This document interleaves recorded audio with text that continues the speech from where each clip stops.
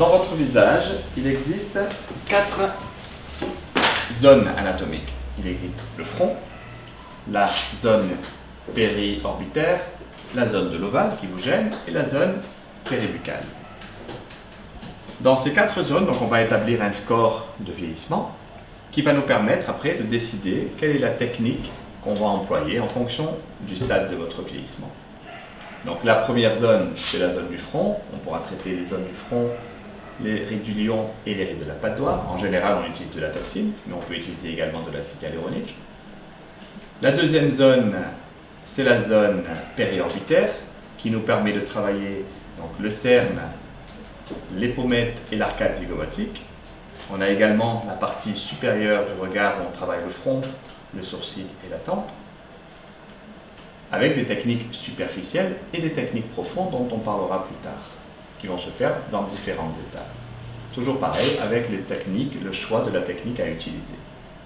Voilà donc la fragilisation qui se passe avec le temps, qu'on va essayer d'éviter, de réparer. La troisième zone, c'est la zone péribuccale. Donc on va travailler le sillon nasogénien, la ride d'amertume, les petites rides du plissé solaire et également les lèvres rouges, hydratants ou volumateurs en fonction du stade de fragilité, avec également une technique profonde qui va nous permettre de créer des points de soutien pour éviter la chute de la lèvre. Et la quatrième zone qui vous tient à cœur, c'est la zone de l'ovale. Donc nous allons faire 2 points d'anesthésie au niveau de l'ovale et nous allons travailler les joues, le menton et toute la courbe de l'ovale avec une technique donc au niveau de la peau et une technique au niveau des graisses pour travailler sur les volumes et l'aspect tenseur à proprement dit. Toujours pareil, avec un choix de techniques entre la mésothérapie, le remaillage dermique, hypodermique et les points de soutien que l'on peut créer. Donc le travail va se faire, alors pour avoir une explication plus intéressante, il faut se situer au niveau des graisses pour comprendre ce qui se passe. Donc vous avez cette masse graisseuse qui va avoir un mouvement vers le bas. Donc il va y avoir une perte de volume à ce niveau-là, avec un amas à ce niveau-là.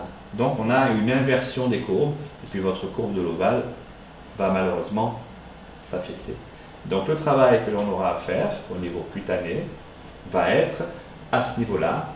Donc on va faire un point d'anesthésie ici, un point d'anesthésie ici, et le but va être de travailler, d'injecter du produit donc au niveau de la zone postérieure, mais également au niveau de la zone du menton, et légèrement au niveau des joues.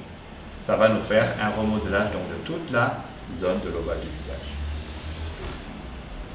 Vous avez des questions? Non, je crois que c'est assez clair là. Ça vous paraît compliqué, ou ça vous paraît lourd, ou ça vous paraît léger comme traitement? C'est pas léger. C'est pas léger. Ça paraît, non, il y a beaucoup de dessins, mais finalement c'est très simple.